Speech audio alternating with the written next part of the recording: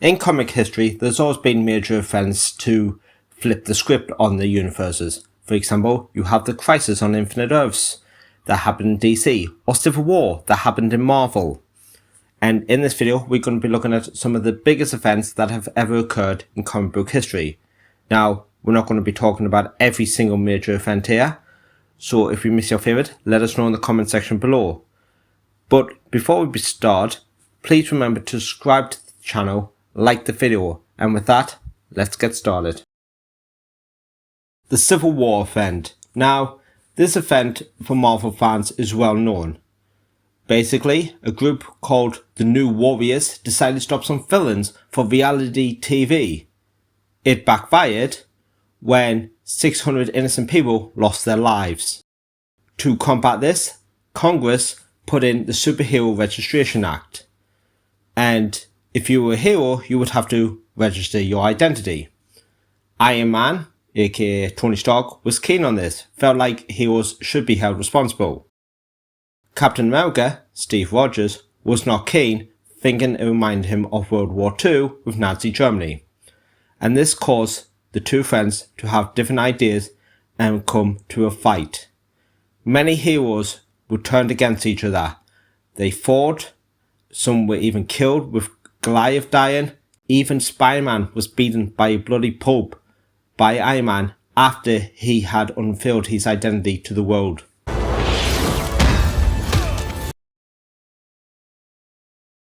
Flashpoint by DC.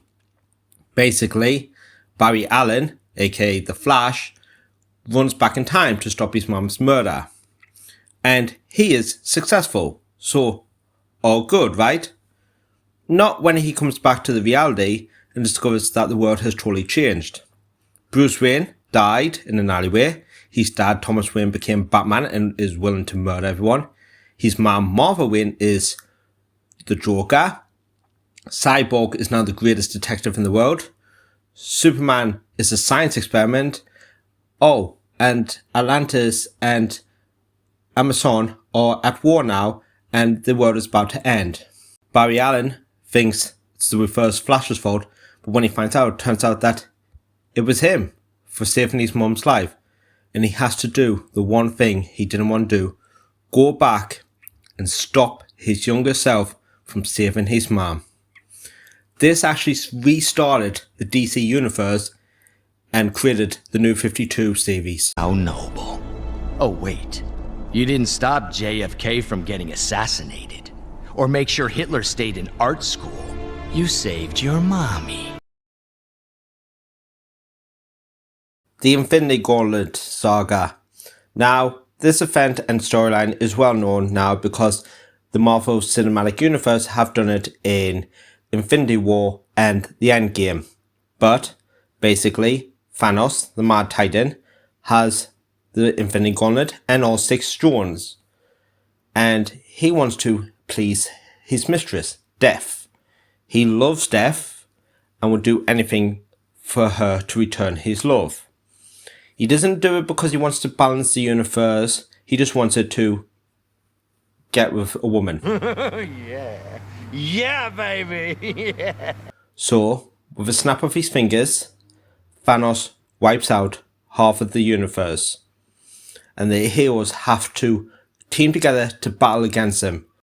It wasn't until Thanos' granddaughter Nebula, who was pretending to be his granddaughter, managed to get the stones off him, and Thanos had to team up with the heroes to stop her, and he convinced her to revert everything back to before he wiped out the universe. Secret Wars 1. This Marvel storyline was a huge success for them.